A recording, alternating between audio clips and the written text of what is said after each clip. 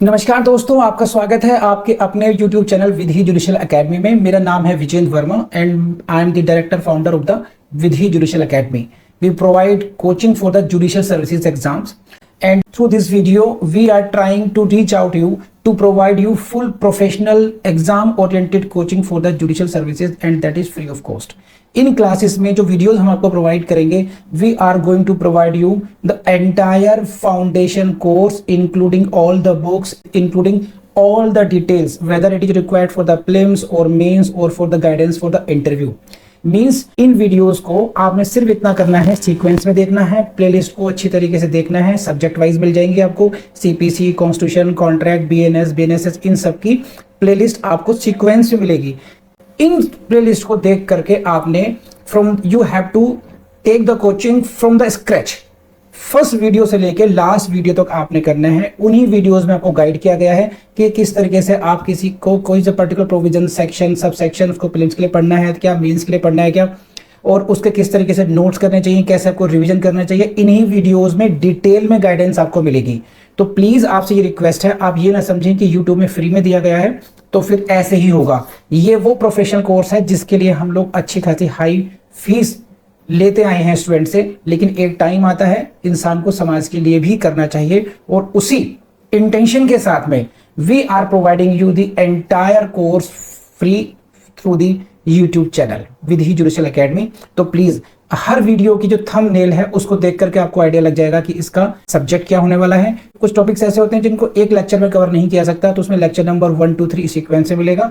Please उस तरीके से देख लीजिएगा, और नोट्स आपको अपडेटेड मिलेंगे, उसके लिए कहीं जाने की जरूरत नहीं है। नोट्स का जो लिंक मिलेगा आपको डिस्क्रिप्शन बॉक्स में मिल जाएगा आपको। And thank you very much, wish you all the best. So I start with the topic. This is what section 51 today. Very important for your prelims and very important for your mains as well. This topic section 51 is very important for your section 51 CPC. Very important for your prelims and very important for your mains. इसका मैं थोड़ा background देता हूँ आपको, ताकि student जिन्होंने पहली बार join किया है वो इतना समझ लें। Right now we are dealing with the topic. We are dealing with the topic of execution. हम लोग एग्जीक्यूशन के टॉपिक को डील कर रहे हैं। एग्जीक्यूशन का मतलब है एनफोर्समेंट ऑफ द डिक्री और the order of the court. Court ने जो डिक्री पास की है या कोई आदेश पारित किया है, उसको लागू करवाना है। वो जिस व्यक्ति के विरुद्ध वो पास हुई है डिक्री, वो उसको कंप्लाई नहीं कर रहा है, and now you want to get it enforced. आप इस डिक्री को एग्जीक्यूट करवाना चाहते हैं, लागू करवाना चाहते हैं, एनफोर्स कराना चाहते हैं। उस प्रोसेस को हम लोग बोलते हैं execution. Sections are, again you know it very well, everyone knows it. Section 36 to 74, order 21, these are the provisions we are going to deal with इस टॉपिक में, एग्जीक्यूशन के टॉपिक में। और यहीं से आपका क्वेश्चन ही बनता है प्रीलिम्स का। मैं कई बार समझा चुका, यहां से भी क्वेश्चन बनता है, which are the sections related for the execution, which are the sections which is the order related to the execution. So this is order 21 and sections 36 to 74. तो now today we are going to deal with section 51. पिछली classes नहीं की है तो भूल जाइए, कोई फर्क नहीं पड़ता उस बात से। आज इस क्लास पे कंसंट्रेट कीजिए। And the first question in your prelims will come from the heading itself. You this see this, keep highlighting, लिखते जाइए। जहां जहां मैं कहता हूं यहां से क्वेश्चन आएगा, आप देखना आपको एग्जाम में वहीं से क्वेश्चन मिलेंगे। This is section 51 and this is powers of the court to enforce execution. हम इसको ये भी बोल सकते हैं, ये बोलते हैं modes of execution. Modes of execution एक डिग्री किस किस तरीके से कोई कोर्ट किसी डिग्री को एग्जीक्यूट करा सकती है, कोर्ट के पास कौन कौन सी पावर्स हैं, इसके बारे में कौन सा सेक्शन डील करता है, सेक्शन 51 डील करता है। अब पढ़िए इसमें क्या है, देखिए। This is the language of, and before I start this reading the bare act, please try to, देखिए इस क्लास का मकसद दो बातें हैं। इस क्लास की दो बातें हैं। नंबर 1, एक तो आपने सेक्शन 51 को ही समझना है, उससे ज्यादा भी आपने ये समझना है कि किसी एक्ट को पढ़ना कैसे चाहिए, है ना, ये ज्यादा जरूरी है। ये है art of reading the bare act. अगर आपको बेयर एक्ट को पढ़ने की कला आ गई तो समझिए फिर आप किसी भी एक्ट को पढ़ सकते हैं। तो इट्स वेरी इंपॉर्टेंट। तो try to understand that part as well, कि किसी भी तरीके से सेक्शन को कैसे ब्रेक करके पढ़ना चाहिए, वो बहुत ज्यादा जरूरी है। So please read the bare act now. Subject to the conditions, subject to the conditions and limitations as may be prescribed, as may be prescribed. देखिए ये इस लाइन को आप ऐसे पढ़िए, इतने को एक साथ पढ़ना आप ये, subject to such conditions and limitations as may be prescribed, ऐसी शर्तों और परिसीमाओं के अधीन रहते हुए जो विहित की जाए। इसका क्या मतलब है? The court has the following powers, है ना, court has the following powers, यानी कि कोर्ट ये ऑर्डर इशू कर सकती है, लेकिन ये जो ऑर्डर इशू किए जाएंगे, we will study different orders here, कि कोर्ट एग्जीक्यूशन के लिए किसी डिक्री को एग्जीक्यूट करने के लिए कौन कौन से ऑर्डर पास कर सकती है। लेकिन वो जो ऑर्डर होंगे, क्या उनके पर कोई लिमिटेशंस हो सकती हैं, क्या उन पर कुछ सीमाएं हो सकती हैं? आंसर इज यस, जो कि यहां पर इसी चैप्टर में दिए गए हैं। तो मैं आपको एग्जांपल देता हूं। पहले हम लोग एक फॉर्मुलेट करते हैं। सपोज कीजिए मिस्टर ऋतिक रोशन ने एक केस फाइल किया, है ना, ए इज द, आर करते हैं, R for Hrithik filed a case against Amitabh Bachchan. Fine. Now this is the suit for the recovery. This is the suit for recovery of money. 1 lakh रुपए Amitabh Bachchan is not paying to Hrithik Roshan, and therefore Hrithik Roshan has filed a suit against Amitabh Bachchan, and now the suit has been decreed in favor of Hrithik. Hrithik के favour में न्यायालय ने अपना निर्णय दे दिया। A decree has been passed. So now this Amitabh Bachchan is still denying. Amitabh Bachchan कह रहे नहीं दूंगा पैसे, मैं अभी भी नहीं दूंगा मैं। Now Hrithik Roshan will have to go for the execution. Hrithik Roshan को फिर एग्जीक्यूशन प्रोसीडिंग्स में जाना होगा, सही है। अब ऋतिक रोशन पहुंच गए कोर्ट में, एग्जीक्यूशन के लिए एप्लीकेशन लगा दी कि this decree has been passed. Court ने मेरे फेवर में डिक्री पास की थी। Amitabh Bachchan was ordered to pay me ₹1 lakh, but Amitabh Bachchan is not paying that amount. Now what that court can do, वो कोर्ट कौन कौन से ऑर्डर पास कर सकती है? तो ये क्वेश्चन आएगा आपका। ये जो सिचुएशन है ये डील हो रही है आपकी सेक्शन 51 से। दूसरा केस ये हो सकता है, ऋतिक रोशन ये कह सकते हैं कि अमिताभ बच्चन मेरा बंगला खाली नहीं कर रहे हैं। तो बंगला खाली करने के लिए अगर कोर्ट ने ऑर्डर कर दिया और अमिताभ बच्चन फिर भी बंगला खाली नहीं कर रहे हैं, तो फिर एग्जीक्यूशन में जाएंगे ऋतिक रोशन और ये कहेंगे कि जी मेरा बंगला खाली रह जाए। तो फिर कौन से कोर्ट कौन से ऑर्डर इशू कर सकती है, यहीं से प्रीलिम्स में क्वेश्चन आएगा, और उन्हीं ऑर्डर्स में से आपके मेंस का क्वेश्चन भी आएगा। तो यहां तक पूरा बैकग्राउंड और ये समझ में आया या नहीं आया, मुझे बताइए, जल्दी बताइए। यहीं तक, बस यहां तक की क्लास समझ में आई या नहीं आई? Everyone please, everyone fast. Jasmeet समझ में आई बात? ऋतिक,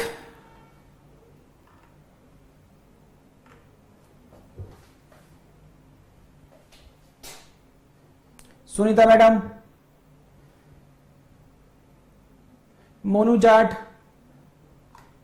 एवरीवन, यहां तक समझ में आया?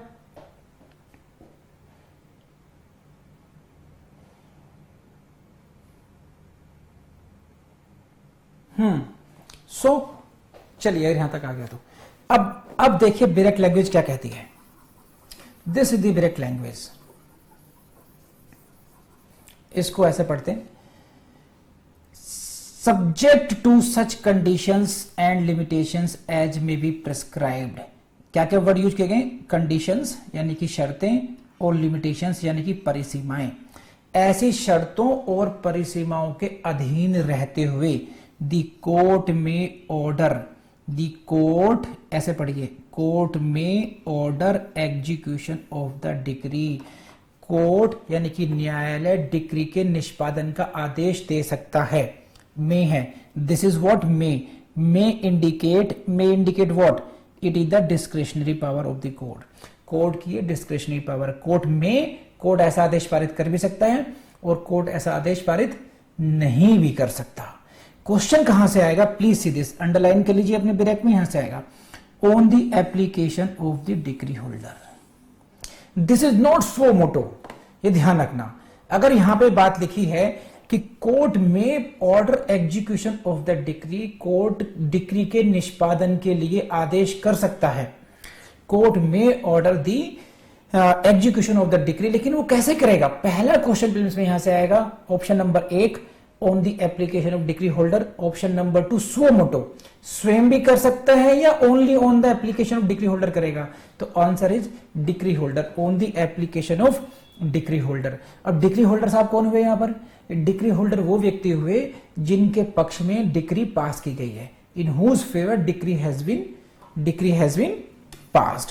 तो जिस व्यक्ति के पास में फेवर में डिक्री पास हुई थी, that will go to the court, he will apply and then the court if satisfied then court में पास द फॉलोइंग ऑर्डर्स। तो आई बिलीव ये समझ में आएगा आपको। कोर्ट ऐसे ऑर्डर पास कर सकती है, कैसे आएंगे अभी यहां पर आएंगे, लेकिन ये जितने भी ऑर्डर्स होंगे वो कैसे होंगे? वो कुछ शर्तों के अधीन होंगे, वो उनकी कुछ सीमाएं होंगी, उन ऑर्डर्स में भी बियॉन्ड लिमिटेशन नहीं जा सकता। जैसे फॉर एग्जांपल कोर्ट, अभी आप देखेंगे इसमें arrest and detention in prison, एक ऑर्डर अभी आएगा कि कोर्ट किसी को अरेस्ट का और डिटेंशन का ऑर्डर भी पारित कर सकती है। कोर्ट किसी को डिटेन करने के लिए, किसी को अरेस्ट करने के लिए ऑर्डर कर सकती है, लेकिन ये जो ऑर्डर होगा इट विल बी लिमिटेड, इसकी अपनी एक सीमाएं होंगी कि ये और जो प्रोविजंस हैं उनके अधीन रहते हुए होगा। ये देखा जाएगा कि कब कब किसको अरेस्ट कर सकते हैं, कब कब नहीं कर सकते हैं, अरेस्ट करने की ड्यूरेशन कितनी हो सकती है, that will be determined by other sections as well. So ये जो ऑर्डर्स हैं, जितने भी ऑर्डर्स पास करेगी कोर्ट, वो अन्य सेक्शंस को ध्यान में रखते हुए करेगी, अन्य सेक्शंस की जो लिमिटेशंस हैं, जो कंडीशंस हैं, उनको ध्यान में रखते हुए किया जाएगा। अब कौन कौन से ऑर्डर्स हैं ये समझ लीजिए। Number 1, please see this is a delivery किसकी? Delivery of any property, which property? Specifically decreed. So court में order, this is the first question in your prelims कि whether this such kind of order can be pass और not. ये question आपके prelims से पूछा जाएगा कि क्या इस प्रकार का डिलीवरी ऑफ द प्रॉपर्टी का ऑर्डर पास किया जा सकता है, नहीं पास किया जा सकता। This is what? Delivery of what? Delivery of any property. Any property means it may be the immovable property, it may B movable property. Specifically decreed means उस डिक्री में जो बात कही गई है। फॉर एग्जाम्पल ऋतिक ने एक केस फाइल किया मोनू के विरुद्ध। ऋतिक फाइल्ड ए केस अगेंस्ट मोनू कि Monu is in possession of A diamond set of my grandmother. मेरी दादी का एक हार था डायमंड्स का, वो मोनू के कब्जे में है, वो मुझे दिलाया जाए। Now the decree has been pass in favour of Hrithik. अब ऋतिक को ऑर्डर किया गया है, स्पेसिफिकली डिक्रीड कि आप उस प्रॉपर्टी को, यानी कि जो हार है, जो डायमंड सेट है, उसको आप ऋतिक को सौंपेंगे आप। तो अगर वो नहीं सौंपते हैं तो जो प्रॉपर्टी है डायमंड की जो प्रॉपर्टी है, डायमंड सेट हुआ, वो क्या कहलाएगा? That is the property specifically decreed. उस डिक्री में जिस प्रॉपर्टी के बारे में ऑर्डर किया गया है, it may be any house, ये कोई घर हो सकता है, it may be any movable property, it may be car, it may be motorcycle, it may be a ring, it may be anything. So उस डिक्री में जिस प्रॉपर्टी के बारे में कहा गया है, उस प्रॉपर्टी को डिलीवर करने के लिए कोर्ट आदेश कर सकती है कि you please deliver this property to him. दिए तो ये बताइए ए पॉइंट समझ में आया या नहीं आया? जल्दी बताइए बस, फिर मैं आगे बढ़ूंगा। So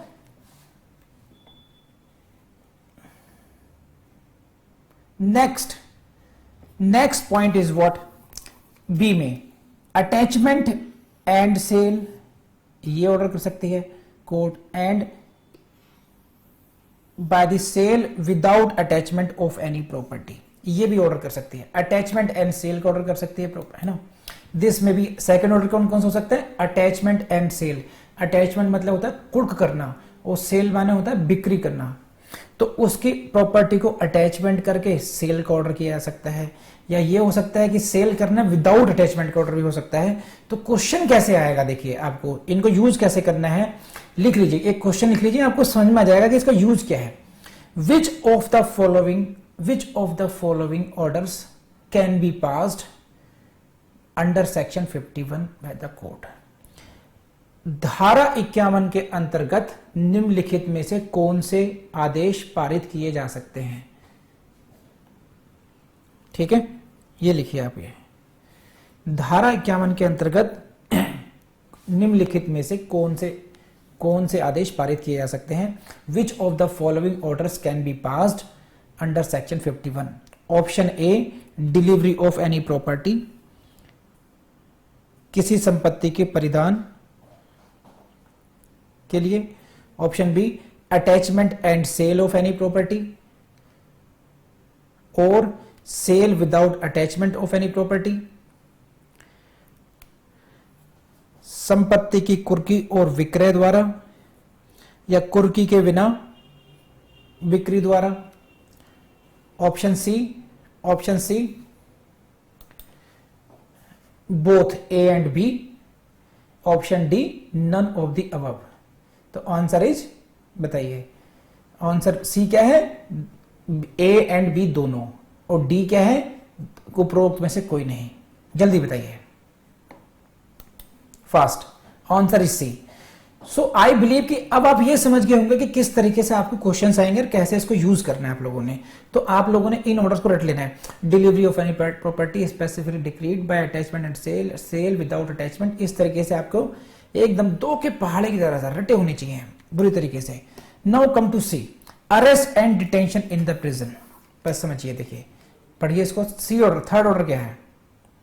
this is the C order, arrest and detention. Arrest and detention in prison. Arrest and detention in prison यानी कि उस व्यक्ति की गिरफ्तारी करने के लिए जेल में गिरफ्तारी करने के लिए भी ऑर्डर किया जा सकता है। फॉर सच पीरियड, ऐसे समय के लिए। किस समय के लिए? Not exceeding the period specified in section 58। अब अगर सेक्शन 58 में आप जाएंगे, if you go to the section 58, you will see there is एक चार्ट है उसमें, ठीक है। अगर 5000 तक की, 5000 रुपए तक की डिग्री है तो कितना जो सेक्शन 58 है, अगर आप सेक्शन 58 में जाएंगे तो उसमें पीरियड लिखा हुआ है अकॉर्डिंग टू द डिग्री कि 5000 से अधिक की डिग्री है तो मैक्सिमम कितनी सजा जेल हो सकती है, 5000 से कम है तो कितनी हो सकती है, वो सारा। तो जो पीरियड है आपने ऑर्डर तो कर सकते हैं। अरेस्ट करने का आदेश या डिटेंशन करने के आदेश की पावर कहां से मिलती है? सेक्शन 51। देखिए पावर कहां से मिली?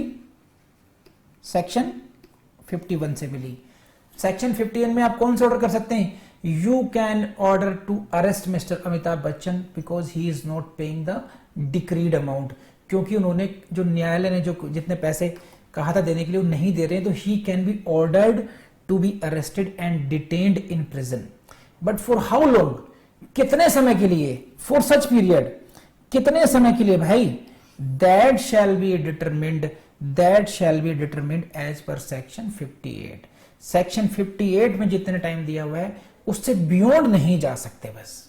Secondly, where arrest and detention is permissible under that section. एक बात ये आपके देखिए, क्या इस बात को भूलना मत। देखिए जो रेड में है, मैं अगेन इनक्लोज कर रहा हूं आपके ब्लू कलर में, ये where arrest and detention is permissible under that section, यानी कि 58 में। 58 सेक्शन में जिन जिन मामलों में अरेस्ट होना पॉसिबल है, अरेस्ट होना पॉसिबल है, परमिटेड है, और जितने पीरियड के लिए पॉसिबल है, उन्हीं मामलों में आप अरेस्ट एंड डिटेंशन का ऑर्डर कर सकते हैं। तो this is the power, this is the order C which can be which can be passed under section 51। I hope कि आपको समझ में आया होगा, जिसको नहीं आया वो मुझे बताइए अभी।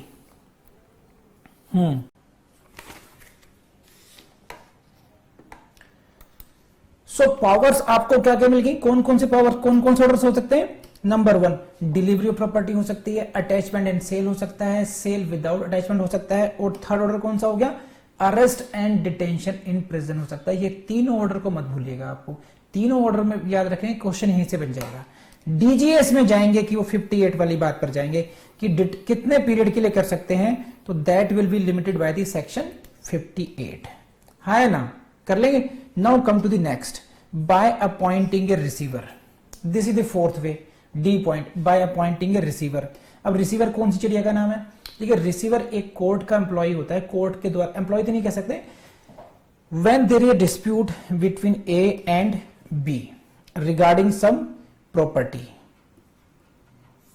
कोई प्रॉपर्टी के संबंध में, कोई प्रॉपर्टी के संबंध में कोई डिस्प्यूट है, तो and it the court is satisfied, court को, न्यायालय को समाधान हो गया है कि no it is necessary to safeguard the property, उस प्रॉपर्टी का सेफ गार्ड बहुत जरूरी है, सुरक्षा बहुत जरूरी है, and it should not be along with the any of the party, ये किसी भी पार्टी कब्जे में नहीं होनी चाहिए।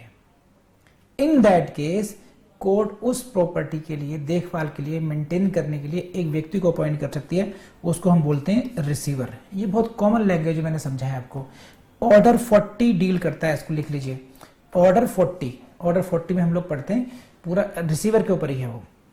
सो for the execution of the decree an order of appointment of receiver also can be done. आपने सिर्फ इतना ध्यान रखना है कि whether receiver can be appointed in the execution proceedings और not, answer is yes. And E, ये last वाला, देखिए क्या है next, please read this E.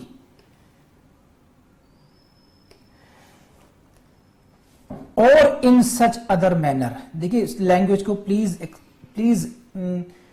Stress on the language words, in such other manner, in such ऐसी अन्य रीति से, in such other manner means ऐसी अन्य रीति से, as the nature of the relief granted में रिक्वायर, इसे कहते हैं जनरल क्लॉज, जनरल क्लॉज और रेजिडुअल क्लॉज।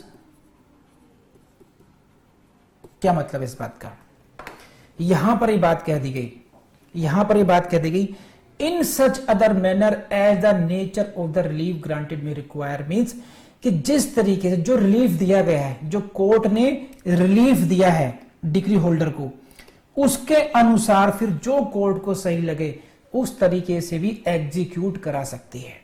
यहां ABCD में स्पेसिफाइड है, ABCD में स्पेसिफाइड है, delivery of the property, attachment, sale and arrest and detention and what and appointment of receiver, ये 4 ऑर्डर उन्होंने स्पेसिफाई कर दिए। और 5वां क्या कह दिया, इन सच अदर मैनर, कैसी भी अन्य रीति से जो कि आवश्यक समझी जाए, जैसा भी रिलीफ है वैसा।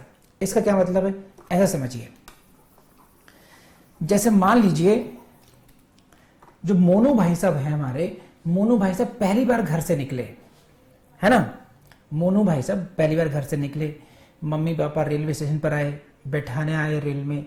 अब मम्मी समझा रही हैं कि देख बेटा, नंबर 1 किसी अनजान आदमी से बात मत करना, नंबर 2 अपना सामान का ध्यान रखना, नंबर 3 सोते मत रहना, नंबर 4 कोई खाना पीना दे उसे खाना मत। ये 4 बातें आ गई ABCD। और 5वां कहा पिताजी ने अपने हिसाब से ध्यान से जैसा समय लगे अपना ध्यान रखना। तो इस बात में क्या हो गया कि एज पर सिचुएशन आप अपना ध्यान रखना। 4 बातें स्पेसिफिक हो गई जो उनकी मम्मी ने समझा दी, और एक बात उसके पापा ने समझाई जनरल बात, एज पर दी सर्कुमस्टेंसेस अपना ध्यान रखना। तो जो जनरल बात हुई उसको कहते हैं हम जनरल क्लॉज हो गई है। ये जो 4 बातों से बाहर निकल जाए अब, तो 5वां तरीका हो गया जनरल रेजिडुअल हो गया, कि जो कोई अन्य रिलीफ चाहिए वो आपको फिर ई क्लॉज में देंगे। आपको लग रहा है A will not work, B will not work, C will not work, D will not work, then under E you can pass any order in that decree can be executed in any such other manner as the nature of the relief, जैसे कि nature of the relief, please इन शब्दों को देखिए, nature प्रकृति, nature of the relief granted may require, जो relief दिया गया है, अनुतोष जो दिया गया है, अनुतोष की जो प्रकृति है उसके अनुसार भी वो अपना एग्जीक्यूशन के लिए ऑर्डर पास कर सकते हैं। तो प्लीज लेट मी नो ये बात समझ में आई या नहीं आई। डी और ई क्लॉज जल्दी बताइए मुझे, डी और ई समझ में आया नहीं आया? सो 5 पॉइंट्स हो गए, ए बी सी डी, ये A B C D E रटा होना चाहिए आपको, ठीक है। Now come to the next part, this is called proviso. Provided क्या है, बेरक लैंग्वेज पढ़ते हैं, क्या है? प्रोवाइडेड दैट,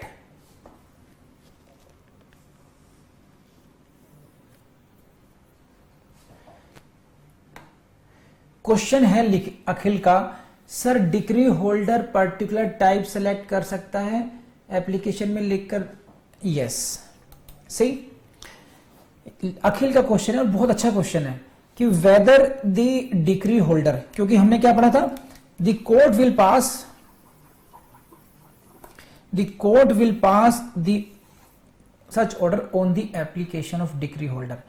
डिक्री होल्डर की एप्लीकेशन पे ही ये ऑर्डर पास किए जाएंगे। तो अखिल ने क्वेश्चन पूछा है कि क्या वो लिख कर देगा कि आप अपॉइंटमेंट ऑफ रिसीवर कीजिए, आप ये यस, एप्लीकेशन में लिखी, he can request, decree holder may request the court kindly execute the decree by doing such, by passing such an order, but court is not bound by that. Court will decide at its own how this decree should be executed. It is not the prerogative of decree holder कि वो court को bound करे कि no I want the execution in such manner. No, it is the right of the decree holder to get his decree executed. ये decree holder का अधिकार है कि उसकी डिक्री का निष्पादन हो जाए, वो एग्जीक्यूट हो जाए, उसको एनफोर्स कर पाए। लेकिन द वे, द मोड, वो किस तरीके से कराया जाएगा, that is the prerogative of the court. ये न्यायालय का विशेष अधिकार है। As per the circumstance of the case, case के हालात के अनुसार the court will decide what kind of order should be passed for the execution of the decree. किस प्रकार का आदेश डिक्री को निष्पादित करने के लिए पारित करना चाहिए, ये कोर्ट डिसाइड करेगी, ना कि decree holder. No doubt decree holder can request, he can give in writing as well, but court is not bound by that कि no, decree holder said that please arrest him, तो court will have to arrest. No, court will see whether arrest and detention is necessary or not. Court will see whether the attachment and sale of the property is necessary or not, whether or not decree holder has requested so, but court will have to apply its own mind. Decree holder ने ऐसा लिखा हो या नहीं लिखा हो, court अपना mind apply करेगी, अकॉर्डिंगली आदेश पारित करेगी। तो आई बिलीव अखिल अब आपको समझ में आ गया होगा इस बारे में। अब आगे बढ़ते हैं हम लोग, ठीक है। Please come to the next point, proviso पर। Provided that please see this again, prelims question मिलेगा आपको यहां पर। Please this, where the decree is for payment of the money, this proviso is applicable, this proviso is applicable only on in case of payment of money, where the decree is for the payment of money, यानी कि जहां decree धन के संदाय के लिए है कि पैसा दो, ये स्पेसिफिक बात होगी, ध्यान रखना। तो अभी तक जो मेन यहीं से क्वेश्चन आएगा, देखिए पहले क्या क्वेश्चन आएगा, यहीं से क्वेश्चन आएगा। अभी तक जो हमने पढ़ा that was general, that decree may be for anything, that decree may be for the delivery of property, that decree may be for the main profit, that decree may be for anything, है ना। But now this proviso is related only when the decree is for the payment of money। जब ये decree धन के संदाय के लिए है, पेमेंट ऑफ मनी के लिए है, तभी ये प्रोविजो अप्लाई होगा। ये ध्यान रखना, यहीं से प्रीलिम्स का क्वेश्चन बनता है आपका, P4 प्रीलिम्स। आई होप कि आप लिख रहे होंगे यहां पर। अब बढ़ते हैं आगे। Execution by detention in prison shall not be ordered। Oh my God, समझिए बात, जब ऐसा होगा तब ऐसा होगा। Execution by detention in prison shall not be ordered, ये है जनरल रूल, ये सामान्य नियम है। ये सामान्य नियम क्या है?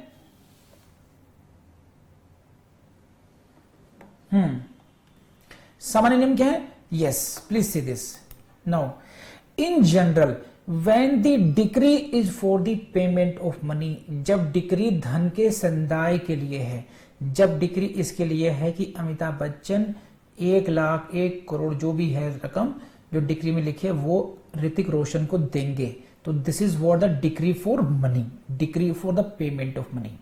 तो ऐसे केस में क्या डिटेंशन इन प्रिजन, जेल में बंद करके उसको जेल में बंद कर करके क्या डिक्री को एग्जीक्यूट कराया जा सकता है? डिक्री को एग्जीक्यूट कर सकता है। यस, देखिए क्या परमिट किया गया है ना, सी क्लॉज परमिट करती है अरेस्ट एंड डिटेंशन।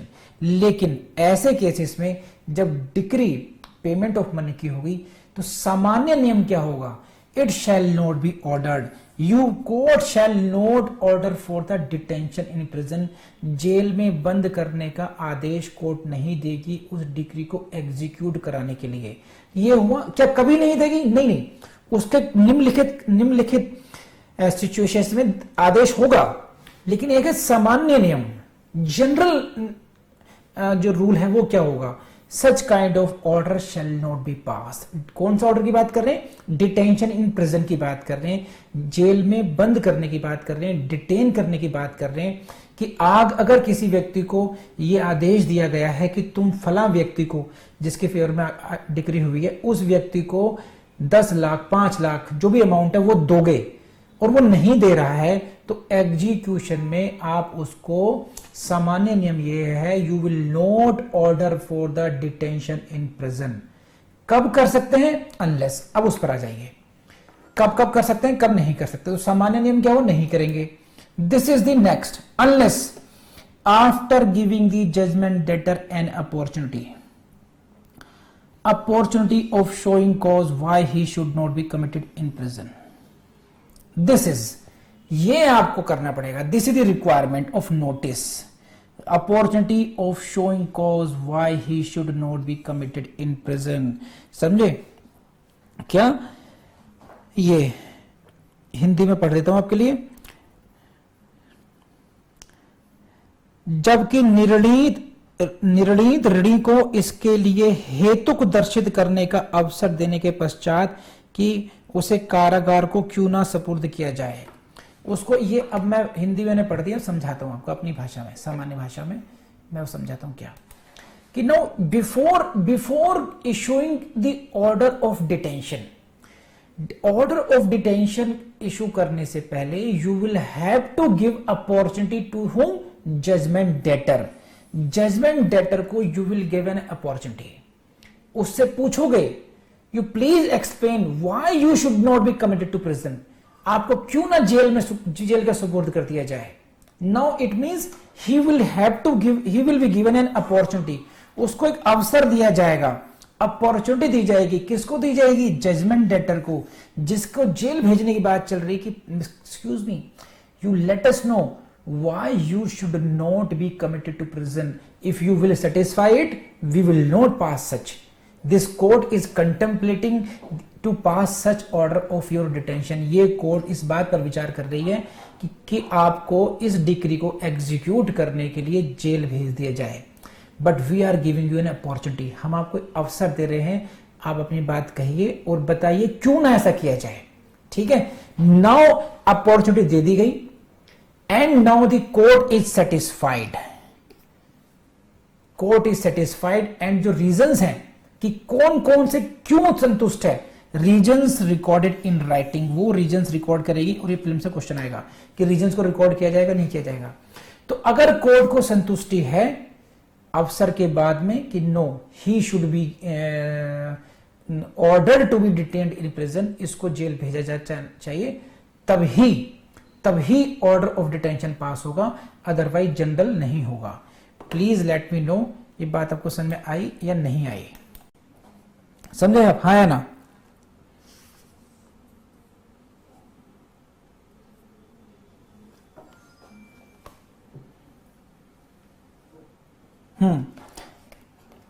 हाँ जी, देखिए इतना समझिए। अभी जो A B C D point आएंगे वो आपको रटने पड़ेंगे, बहुत सारे पॉइंट्स आएंगे। यहां तक जो बात आई है केवल कि अभी तक सिर्फ इतनी बात आई है, इसको ऐसे समझ लीजिए। आप देखिए ब्लैंक फाइल है या नहीं, ब्लैंक फाइल नहीं बनाई इन्होंने। देखिए क्या, इसको समझने की कोशिश कीजिए। नाउ अब रिपीट कर रहा हूं आपके लिए मैं।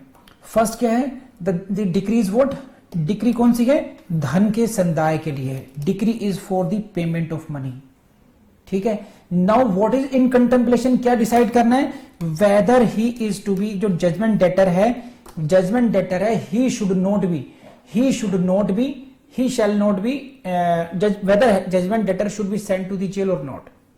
तो this is situation, answer is what, he shall not be ordered so, उसको उसका ऐसा आदेश पारित नहीं किया जाएगा, उसको जेल नहीं भेजा जाएगा। कब भेजा जा सकता है, उसके लिए रीजन समझ लीजिए कि कब कब होगा। Number one, number one, number one, opportunity of showing cause, उसको एक अपॉर्चुनिटी दी जाएगी जजमेंट डेटर को कि why you should not B. And इसके साथ साथ नंबर वन आ गया, court must be satisfied for the reasons in writing. किस बात के लिए सेटिस्फैक्शन होना चाहिए, नंबर वन, ये ध्यान रखना, court is satisfied for reasons recorded in writing. यहां से क्वेश्चन आएगा। अब संतोषी समझ लीजिए कि कोर्ट का समाधान कौन कौन सी बातों पर हो रहा है, कौन कौन से रीजन सामने आ रहे हैं, ये ABCD आपको रटना पड़ेगा और यहां के हर पॉइंट से आपको यहां पर क्वेश्चन मिलेगा। देखिए क्या है, पढ़िए क्या है। Number one, that the judgment debtor with the object और effect of obstructing or delaying the execution of the decree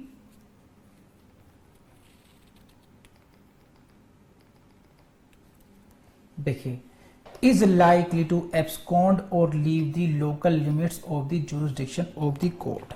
इसको समझिए जरा भी, क्या मतलब, ये the judgment debtor, judgment debtor, judgment debtor यानी कि जिसके विरुद्ध ऑर्डर पास हुआ है, उसकी इंटेंशन क्या है, उद्देश्य क्या है, विद द ऑब्जेक्ट और इफेक्ट ऑफ, उस उद्देश्य के साथ या उस प्रभावित क्या, ऑब्स्ट्रक्टिंग और delaying the execution of the decree. इसी को समझिए कि जो जजमेंट डेटर हैं, जैसे मान लिया साहब हुए है ना, with the object of obstructing the execution, उस डिक्री के एग्जीक्यूशन को ऑब्स्ट्रक्ट करने के लिए, उसमें बाधा डालने के लिए या उसको डिले करने के लिए, उसको डिले करने के लिए विद द ऑब्जेक्ट और इफेक्ट, दो बातें, उद्देश्य ये हो उनका या उनके कार्यों का प्रभाव ये हो, क्या प्रभाव हो, obstruction of the execution of decree, decree को एग्जीक्यूट करने में ऑब्स्ट्रक्शन हो या डिले हो, दोनों ही शब्द ध्यान रखना, ऑब्स्ट्रक्टिंग और delaying, delaying the execution of decree. तो विद दिस ऑब्जेक्टिव, इस उद्देश्य के साथ, जैसे माल्य साहब ने कहा कि यार मुझे 1000 करोड़ रुपए देने हैं, 1000 रुपए करोड़ देने हैं, अब एक तो होता तो मुझे देने ही नहीं है, किसी ना किसी तरीके से इसको ऑब्स्ट्रक्ट करो, नहीं देने हैं, बाधाएं डालो, सही, ये हुआ ऑब्स्ट्रक्शन। देने तो हैं लेकिन 2-4 साल खींच देते हैं, ये हुआ डिलेइंग करना, डिलेइंग करना। तो with these objectives, with this effect, क्या करे वो, this is likely to abscond or leave the local limits of the jurisdiction of the court। जो क्षेत्राधिकार है कोर्ट का, वहां से वो भागने के, इज लाइकली टू abscond मतलब वहां से भागने की संभावना है। तो ऐसा करने के लिए मैं यहां से भाग जाता हूं, अब मैं भाग जाऊंगा तो किसको पकड़ेंगे, किसको एग्जीक्यूट करेंगे। तो कोर्ट को अगर यह समाधान हो जाए कि भाई साहब भागने वाले हैं, है ना, या कम से कम इस कोर्ट से, या तो इंडिया से भागने वाले हैं, या कम से कम मेरी कोर्ट से, तो मेरी कोर्ट के, दिल्ली की कोर्ट है, दिल्ली से भाग रहा है आदमी ये। Now if the court is satisfied, then court will write the reasons for recording, reasons लिखेगी राइटिंग में कि ऐसा क्यों लगता है कोर्ट को कि ये इंसान भागने वाला है, ये है, then such order of arrest and detention can be pass. तो ये एक सिचुएशन हुई, he is likely to abscond or leave the local limits of the jurisdiction of the court, न्यायालय की जो लोकल क्षेत्राधिकार है उसकी सीमाओं से भाग छोड़ने वाला है या वहां से भागने वाला है। अगर ऐसी संभावना है तो बहुत नेचुरली है, तभी आप अरेस्ट करेंगे। तो अरेस्ट करने का, डिटेन करने का यहां पे कारण पैदा हो गया और उस कारण को फिर कोर्ट लिखेगी कि क्यों ऐसा लिखता है। बताइए, समझ में आई नहीं आई बात यहां तक? नेक्स्ट देखिए, फिर अभी नेक्स्ट देखिए, नेक्स्ट पॉइंट, और हैज, ये सेकंड पॉइंट ऐसा है, has after the institution of the suit, has after the, कब? After the institution of the suit, suit के बाद यानी कि दावा दायर होने के बाद, केस को वाद के संस्थित किए जाने के पश्चात क्या किया? कौन से सूट की बात कर रहे हैं? इन विच डिक्री वाज पास, जिस केस में बाद में डिक्री पास हुई है, क्या हुआ? डिसऑनेस्टली क्या किया? नोट कर लीजिए, ये किया भाई साहब ने, ये करते हैं, ट्रांसफर्ड, कंसील्ड और removed any part of his property. देखो इतने टुकड़े कर दो इसको कि सेक्शन का पता ही ना चले कि कहां से जोड़ूं, कैसे इकट्ठा करूं, इतना कर दिया इन्होंने सर ने, है ना। तो ही हैज डिसऑनेस्टली, बेईमानी पूर्वक उसने क्या किया? ही हैज या तो transferred any part of his property, concealed any part of his property और removed any part of his property. उसने ऐसा किया। किसने ऐसा किया? जजमेंट डेटर ने ऐसा किया। कब किया? After the institution of the suit. और यहीं से प्रीलिम्स से क्वेश्चन आएगा, जैस्मिन भाई साहब ध्यान रखना, after the institution of the suit, it is not prior to the institution of suit. जब केस डल गया माल्या जी के विरुद्ध और माल्या जी को लगा कि ओ दिस इज द सिचुएशन, तो अब मैं एक काम करता हूं, कल को अगर मेरे खिलाफ पास हो गया तो मैं, मेरी तो कुड़की हो जाएगी, मेरा ये हो जाएगा, मेरा वो हो जाएगा, तो मैं एक काम करता हूं, अपनी प्रॉपर्टी को ट्रांसफर करता हूं, मैं अपनी प्रॉपर्टी को छुपाता हूं, मैं अपनी प्रॉपर्टी को बेच देता हूं, रिमूव, खत्म ही कर देता हूं कि नो, अब if it the satisfaction of the court, अगर कोर्ट को ऐसा लग जाए कि ये भाई साहब डिसऑनेस्टली ऐसा कर रहे हैं। कौन से सूट की बात कर रहे हैं? जिसमें डिक्री पास हुई है। कौन सी स्टेज है?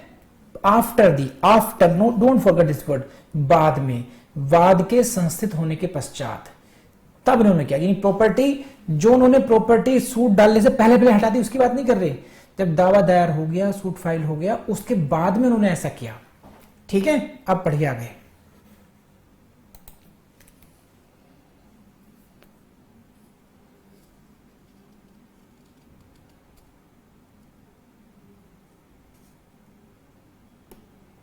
और committed any other act of bad faith in relation to his property।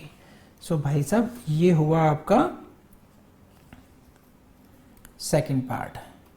ठीक है, और committed any other act of bad faith, इसको हिंदी में बोलते हैं अपनी संपत्ति के संबंध में असद्भावपूर्ण कोई अन्य कार्य कर चुका है। तो मोटी मोटी बात ये समझ लीजिए, एक रीजन क्या आया कि उसने अपनी प्रॉपर्टी को या तो ट्रांसफर, इन शब्दों को ध्यान रखना, ट्रांसफर, कंसील्ड और रिमूवल किया। कब किया? सूट के फाइल होने के बाद में किया। या फिर कोई भी बैड फेथ का, any other act of bad faith, committed what, उसने क्या किया?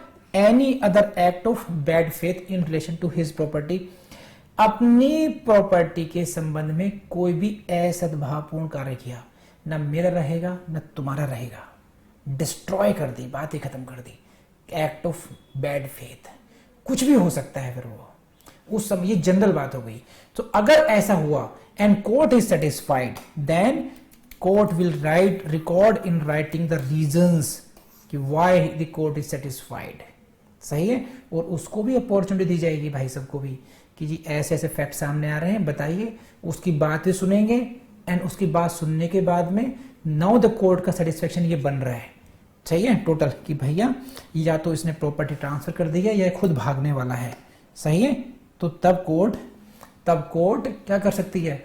Order of detention can be passed, जो कि सामान्य नियम में नहीं होगा। ये जो बातें हो रही हैं, कोर्ट डिटेंशन का ऑर्डर तभी पारित करेगी जबकि ये सिचुएशंस होंगी, जो सिचुएशन मैंने आपको अभी एक्सप्लेन की है।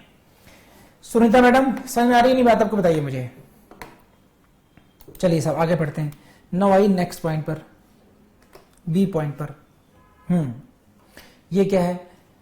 The judgment debtor has, judgment debtor has और हैज हैड, देखो, since the date of decree, क्या? The means to pay the amount of decree. ये समझिए क्या मतलब है, the means to pay the amount of decree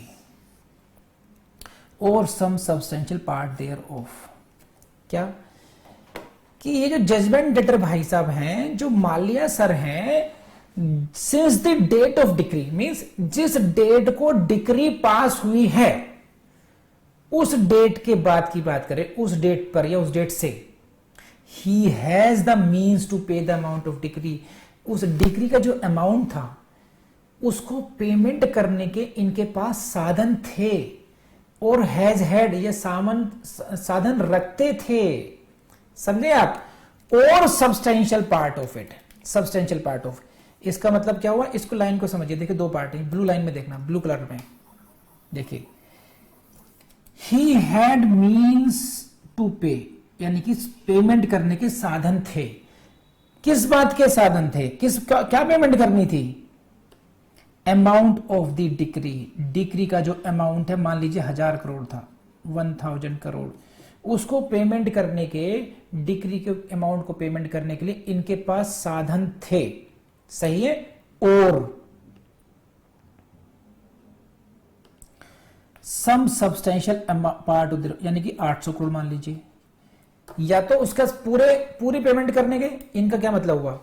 amount of the decree मतलब decree का पूरे अमाउंट करने के साधन थे इनके पास, या सम सब्सटेंशियल पार्ट यानी कि अधिकतर भाग को पेमेंट ये कर सकते थे। कब? Since the date of decree, decree की डेट्स के बाद में, डिक्री के डेट के समय इनके पास ऐसे साधन थे, और इन्होंने क्या किया भाई साहब ने? इन्होंने ये किया, एंड रिफ्यूजेस और ये है ना, हाँ एक मिनट यहीं से पढ़ते, ये रहा, एंड रिफ्यूजेस और नेग्लेक्ट्स और हैज रिफ्यूज और neglect to pay the same.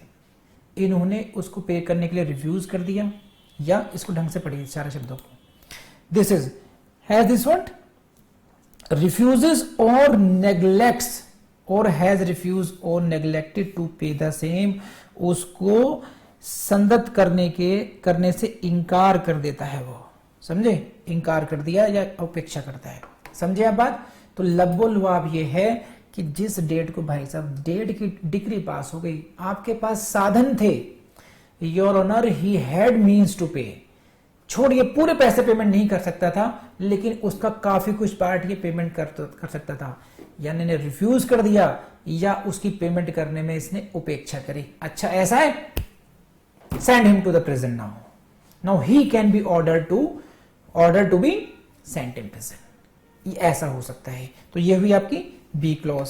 Now come to the next part, C that the decree is for a sum for which judgment debtor was bound in a fiduciary capacity to account. Oh my God, ये क्या मतलब है? ये क्या हुआ? That decree is for a sum.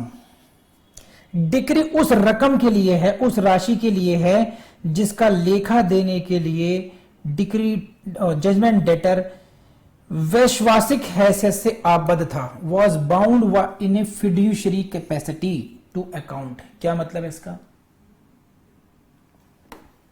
क्या हम इधर देखिए अभी, हाँ जी इसको समझिए कि ये डिक्री कौन सी पास हुई, डिक्री किसके फेवर में हुई? बेटी के फेवर में हुई। किसके विरुद्ध हुई? बाप के विरुद्ध हुई। बाप का फर्ज था, एक विश्वास का रिलेशनशिप था, एक फेद था कि ये पूरा अकाउंट देगा, उसका लेखा जोखा देगा, और उसी में इसने ऐसा किया, उसी को वही पैसा वापस करना है। तो भाई साहब अपने विश्वासघात किया है। देखिए हम लोग अजनबी हैं तो हम केवल कॉमर्शियल टर्म से बात कर रहे हैं, लेकिन मैं अपने भाई से डील कर रहा हूं, मैं अपने बेटी से डील कर रहा हूं, मैं अपने पिताजी से डील कर रहा हूं, तो वो एक फिड्यूशरी कैपेसिटी हो गई, है ना। तो वहां उन रिलेशनशिप पे ये लागू होगा। The judgment debtor was bound in a fiduciary capacity to account. जो जजमेंट डेटर है, जिसके विरुद्ध वो डिक्री पास हुई है, वो उसके विश्वास के रिश्ते के नाते वो आबद्ध था उसका लेखा जोखा देने के लिए, लेकिन तुमने नहीं दिए, तो ये हुआ सी ग्राउंड। अगर इनमें से किसी भी एक ग्राउंड में अगर केस फंसता है, देन जो सामान्य नियम था, जो जनरल नियम ये था, जनरल लॉ ये था, जनरल लॉ ये था, क्या था कि decree is for payment of money, then detention in prison shall not be ordered. ये जनरल नियम था। लेकिन अगर उस स्थिति में बात फंसेगी, जो मैंने सारे सिचुएशन डील की हैं, उन सभी शर्तों का पालन होता है, then such order can be passed. Detention in prison, the order of detention in prison may be passed in the given circumstances. तो क्या बात हुई, पूरा 51 हो गया। हाँ, एक्सप्लेनेशन आएगा अभी, हाँ एक्सप्लेनेशन आएगा। पूरा 51 में क्या अभी तक क्या क्या पढ़ी हम लोगों ने। Section 51 is dealing with the modes of execution. Number 1, 5 conditions were there, 5 orders were there which could be passed. One of the order was detention in prison. ठीक है, डिटेंशन इन प्रिजन को प्रोवाइजरी करता है, प्रोविजो आ गया उसमें कि अगर decree money के लिए है तो आप डिटेंशन इन प्रिजन नहीं करेंगे, लेकिन कब कब कर सकते हैं, उसकी शर्तें यहां पर आ गई।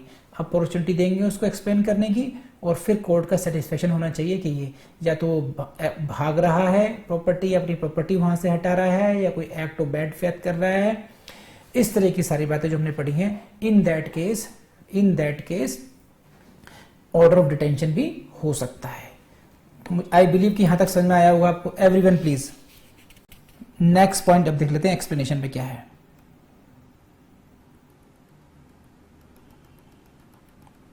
एक्सप्लेनेशन अगेन यहां से प्रीलिम्स से क्वेश्चन मिल सकता है आपको। एक्सप्लेनेशन में देखिए, in the calculation of the means of the judgment debtor for the purpose of clause B. ओफो, क्या कह दिया, इसको समझिए।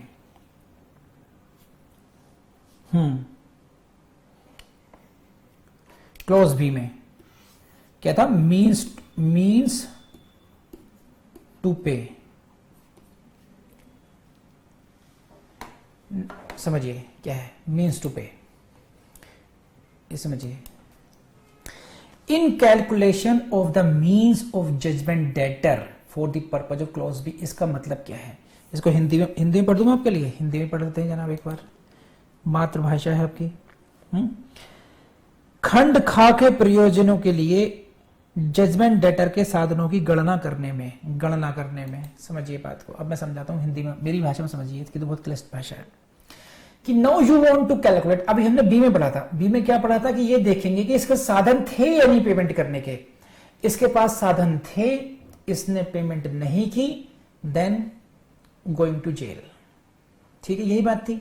अब यही देखना है, यही अगर जजमेंट डेटर के सर साधन ही नहीं थे, I did not have means, तो you can not send me to the prison. मेरे पास साधन ही नहीं थे जनाब, तो अब कोर्ट क्या करेगी, court will have to see whether he was having means और नॉट, उसके पास साधन थे या नहीं थे। अब इसी पर कैलकुलेशन होगी। अब उसके पास लिस्ट बनाई जाएगी कि दीज आर द मीन्स, इनके पास कैश बैलेंस इतना था, इनके पास इतने चम्मच, इतने ग्लास, इतने बर्तन, इतने बेड, इतने एसी, इतने पंखे, मंगलसूत्र भी लो, रिंग भी लो, और ये सारी की सारी उनकी जो है एक पेपर पे बन जाएगी शीट। अब now that will be calculated, then explanation second will be apply. कहेगा नहीं सर, इसमें कुछ प्रॉपर्टी ऐसी है which you can not touch, which can not be attached, उस प्रॉपर्टी को आप कैलकुलेट नहीं करोगे इसमें। तो वो कौन सी प्रॉपर्टी है, उसी के संबंध में बात करता है एक्सप्लेनेशन, कि कौन सी प्रॉपर्टी को गिना जाएगा और कौन सी प्रॉपर्टी को ऐसे साधनों में नहीं गिना जाएगा। सही है, अब पढ़िए। This is there shall be left out of account, there shall be left out of account, गणना से बाहर रखा जाएगा क्या, एनी प्रॉपर्टी, ऐसी कोई भी संपत्ति गणना से बाहर रखी जाएगी there shall be left out of account any property. कौन सी प्रॉपर्टी? विच, जो कि, which is exempted from attachment, जो कि कुड़की से एग्जम्प्टेड कर दी गई है। समझे? एग्जम्प्टेड को हिंदी में बोलते हैं कुर्क किए जाने से छूट प्राप्त है ना, इन the execution of degree.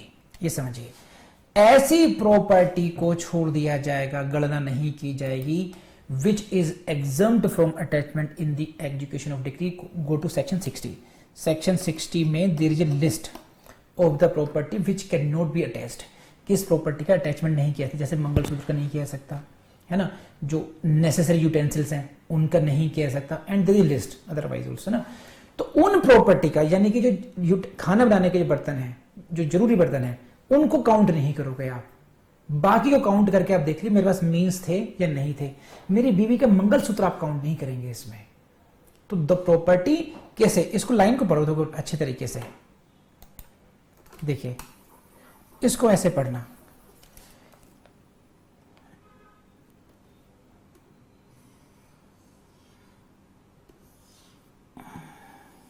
Red में, जो रेड जो है इसको पढ़िए। Any property which is exempt from attachment in execution of the degree, वो संपत्ति जिसे कि कुड़की के उसमें छूट प्राप्त है, जिसे कुड़की में छूट प्राप्त है, यानी कि जिसमें जिस प्रॉपर्टी की, जिस संपत्ति की कुड़की नहीं की जा सकती, that shall be left out of account, उसकी गणना नहीं की जाएगी। छूट कैसे प्राप्त है, उसके लिए लाइन लिखी हुई, इन्होंने क्या लिखी है, बाय और अंडर एनी लॉ और custom having the force of law. किसी भी कानून के अंतर्गत, किसी भी कस्टम के अंतर्गत, अगर किसी प्रॉपर्टी को एग्जम्प्टेड है, जैसे कि सेक्शन 60 एससीपीसी में, कि साहब इस प्रॉपर्टी को टच नहीं करेंगे, उस प्रॉपर्टी की गणना नहीं करेंगे, बाकी सभी प्रॉपर्टी की गणना करके ये पता करेंगे कि उस पर इस बात के साधन थे या उस पर इस बात के साधन नहीं थे, कि वो डिक्रीड अमाउंट को पे कर सकता था या नहीं कर सकता था, क्योंकि उस गणना पर ही ये क्वेश्चन डिसाइड होगा कि whether he should be sent to the prison और नॉट, उसको जेल भेजना चाहिए या नहीं भेजना चाहिए। तो आई बिलीव कि आपको समझ में आया होगा। मुझे बताइए अभी समझ में आया या नहीं आया। Now you can see the question here, this is the question, you see, in which of the following ways, निम्नलिखित प्रकारों में से, can the court not order, court कौन सा ऑर्डर नहीं कर सकती है, ध्यान रखना। ये क्वेश्चन आया हुआ है एमपीएचजीएस में। देखिए मैंने क्वेश्चन बताया था आपको, ऐसे क्वेश्चन आएंगे। ये देखिए, नहीं कर सकती as per the section 51, by delivery of any property कर सकती है, अटैचमेंट एंड सेल प्रॉपर्टी कर सकती है, by serving someone's on the party ये नहीं था, नहीं कर सकती, बाय अपॉइंटिंग रिसीवर ये कर सकती है। तो आया नहीं आया जसमीत, बात समझ नहीं आई आज, ऋतिक समझ में आ रहा है, मोनू, आई होप कि सबको समझ में आ रहा होगा ये अच्छे तरीके से। सो दिस इज, आपको आइडेंटिफाई करना है बस। Next again Uttarakhand, the court can not order execution under section 51, कैसे, by serving someone's on the party, इस तरीके से नहीं कर सकती, बाकी सब तरीके से। Delivery of any property, yes it is possible, attachment and sale, yes it is possible, appointing a receiver, again it is possible. Next question, under section 51 which one is not a method to enforce execution, by appointing a commission नहीं है, receiver appointment है, sale without attachment है, arrest and detention है। ठीक है, तो इस तरीके से आपको मैंने प्रीलिम्स से क्वेश्चन भी करा दिए सारे। तो आई बिलीव अब आपको सेक्शन 51 समझ में आया होगा अच्छे तरीके से। अब आप लोगों ने कैसे करना है, सेक्शन 51 को बहुत अच्छे तरीके से कैसे याद करना है, which orders can be pass in the execution, make a list of this, ABCDE लिख लीजिए अलग से, उनको फोकस कीजिएगा। सेकेंडली ये नियम याद रखिए कि when the decrease for the payment of money the order of detention shell not be passed, but list बनाइए अलग से, नोट्स बनाइए किस बात के, कि when the decree is for the payment of money, जब डिक्री धन के संदाय के लिए है, पैसा देने के लिए है, देन ऑर्डर ऑफ डिटेंशन कब कब हो सकता है।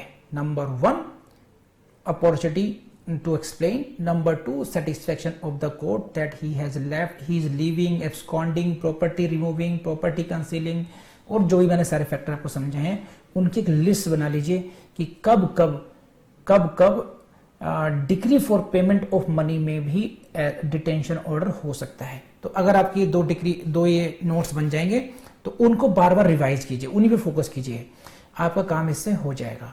मेंस में इसमें क्वेश्चन बन सकते हैं और बड़े आराम से बन discuss the modes of education, ये क्वेश्चन बन सकता है। और जो डीजेएस है, एचजेएस है, वहां पर तो और थोड़ा क्लिस्ट करके बनाएंगे, तो वो क्वेश्चन पूछेंगे कि ये decree wise for the payment of money, तो ये ऑर्डर पास किया गया है, order of detention, whether this order is legally valid और not, then you will have to explain it कि व्हाई इट इज वैलिड और why it is not valid.